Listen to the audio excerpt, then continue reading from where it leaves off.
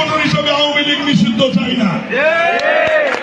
অথচ আজকে যারা বেহেশতের টিকিট দিতে চায়,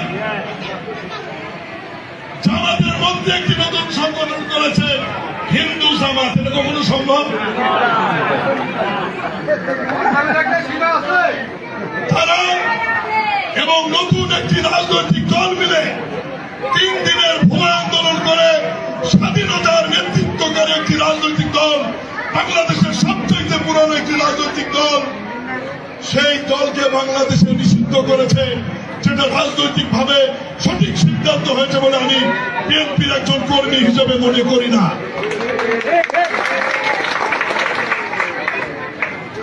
এই বাংলাদেশের ইতিহাস লিখতে গেলে মহান স্বাধীনতার ঘোষক শহীদ রাষ্ট্রপতি জিয়াউর রহমানের নাম লিখতে হবে।